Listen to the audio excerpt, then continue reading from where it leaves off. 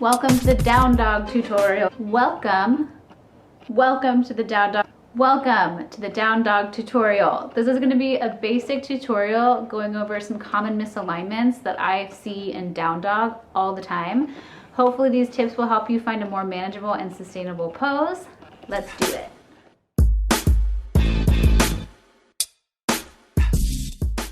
You may think that your down dog has to look like this. Or like this.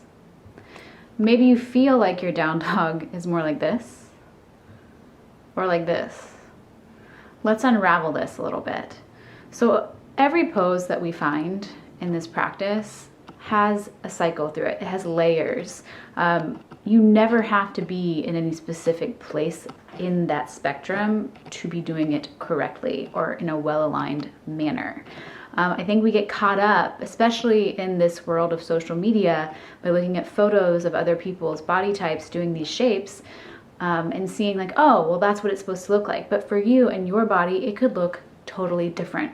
When you get to a phase of a pose where it's really in its full fruition, it's got an energy to it that just doesn't stop flowing. You found, for the most part, balance throughout the entire body, right? It's a really hard thing to do, and it takes a lot of patience. So that pose is not necessarily what we're striving for. This tutorial is going to hopefully give us an idea of where you're landing in the pose in today's shape, in today's body. We're going to start by just talking about what down dog looks like and some basic mechanics of the movement. Then we're going to talk about the hands, the shoulders, and then go into the feet, the knees, and the hips. How do we distance the position? What can we do if we're feeling tight in one direction? And then we'll talk a little bit about some modifications you can play with that will help you figure out how to resolve some of these things. Let's do it. Down dog is one of the most prolific poses you will see in your vinyasa style yoga practice. It shows up everywhere. It's a transitional pose, and a lot of teachers will call it a resting pose, which it can feel like eventually, even though we're working quite a bit. So Adho Mukha Svanasana is the Sanskrit name for this, and it looks like a triangle. At the top of that triangle is your tailbone, and that's going to be the apex of the triangle. You want to get the distance of the feet in a position that you can have, for the most part, almost equal distribution of your weight between the feet and the hands. So how do we do that? My best suggestion is to work it from plank. I'm going to have Gavin in a moment work with us so I can really show you on another body type other than mine what this looks like and how we can resolve some things like tight low back and hamstrings, wrist issues, strong shoulders, and just getting this position to feel more comfortable.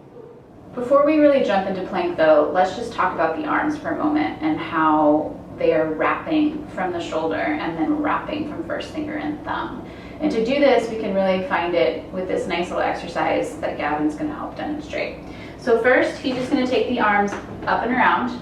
He's just tapping the fingers together behind the head. When we first start this, you're going to do your best to not let the rib cage and the low back sway forward and back too much. So he's going to close in his ribs, even if that means his elbows are going to drop forward a little bit, because they're going to move there in a moment anyways. Then he's going to let his arms come in front of him. Shoulders with distance would be the max. He might have to go a little wider. Then he's going to straighten his arms above the head with the palms facing each other. This is to get the wrap of the armpits towards the heart and that lift out of the low back. Nice. Now, keeping the shoulders where they are, he's going to flip just the hands to the front and then flex the fingers back. And you'll start to notice for him, you can even see it here, how that thumb and first finger are kind of curling around. He's going to try to really let the wrist push up. And he's just going to repeat that. Hands behind the head, elbows towards each other, just to shoulders width max. Then arms to the ceiling. Keeping the wrap of that upper arm bone, push the hands forward or flip the hands forward. Now flex the hands back. And you can let your hands go a little wider too if that helps. Yeah. And then lift from the heels of the hand like you're pushing the ceiling away. And you can kind of see how his sides move. Do it again. Hands behind the head. Wrap the elbows forward. Arms to the ceiling. Flip just the hands. Flex the fingers. Push the first finger and thumb and push the ceiling away. do it one more time. Hands behind the head. Wrap it in. Lift the arms up. Just the hands flip. Flex the hands back. Push the ceiling away. Nice. Good job. Okay, so now that we've talked about how the rotation of the shoulder and the arms works, let's go ahead and just set this down dog up with that plank pose and see how that works. So Gavin's gonna go ahead and demonstrate for us. He's gonna work from plank. So first he starts by tucking the toes under, getting the heels stacked, right? And the heel stacking, we're working towards heel over ball of foot. If you have an extra bit of tension here, I suggest sitting on the balls of your feet and just letting that stretch open a little bit before your practice. Now once he has this, if you look at his shoulders, they're pretty much stacked right over the wrists. He can lift the hips up from there and work the down dog. Nice. So you'll notice Gavin's heels are not close to the floor. That's not necessarily the goal of a down dog. You can certainly land there if that feels good, but what often happens is people buckle the knees and they kind of lose the emphasis of length in the spine. They lose the work of the shape, the heart of it.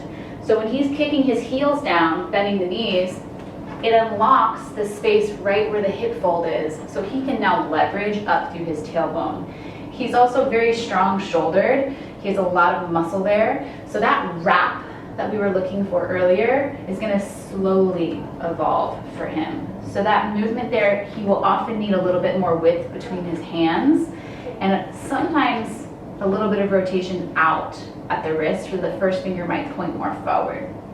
His head space can relax, you can look forward, you can look down, but from here, all of this movement through the legs is where we're really trying to find the leverage. Bending the knees is going to help those of you that have a lot of hamstring and low back tension make this shape a little bit more sustainable and manageable.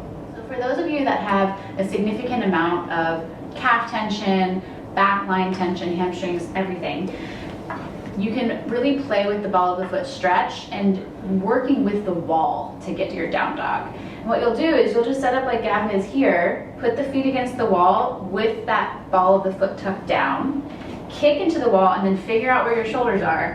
And for him, you can't quite see the hands in this frame, but he's pretty well aligned for the strength in his shoulders. Now he's just gonna lift the hips up and back.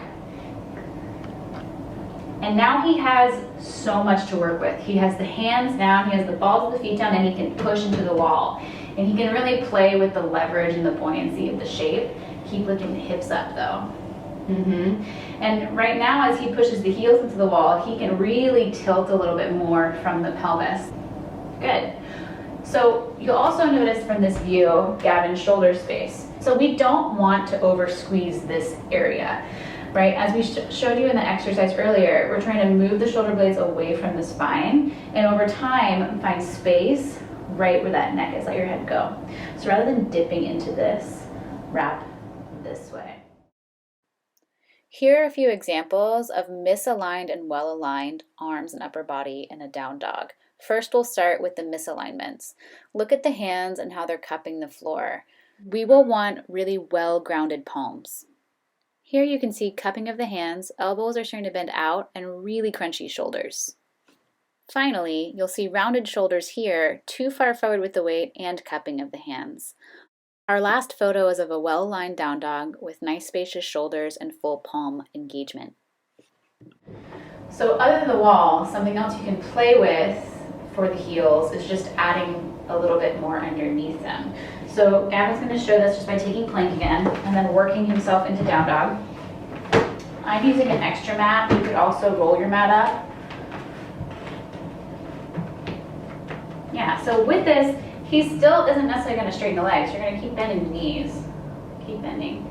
And he's just going to use this space now is filled with the mat so he can really push into it. And using this is just going to give him a little bit more support, a little bit more to work with for those of you that feel tighter. Something else you can also do from the other end, if you feel like your wrists are bothering you, is just rolling up the top of your mat, and then from there he's going to take one hand at a time and just ever so slightly put the heel of the hand down to the point where his hands slope off the mat, so even more forward. And so that just takes the angle and widens it a little bit so there's less pressure on the wrist. Another modification you can do if you have wrist issues is to simply just take dolphin. Dolphin is going to alleviate all of the pressure off the wrist because we bring our elbows down to the ground. Shoulders with distance, maybe a little bit wider. This is also a great way of testing the wrap of your shoulders in a down dog throughout class to see if you're finding that movement from the back rather than from the elbows or putting more pressure on the wrists. I hope you enjoyed this tutorial. I know this was a lot of information and also a very broad stroke of the position. There's tons of other things in there that we could go over and dissect.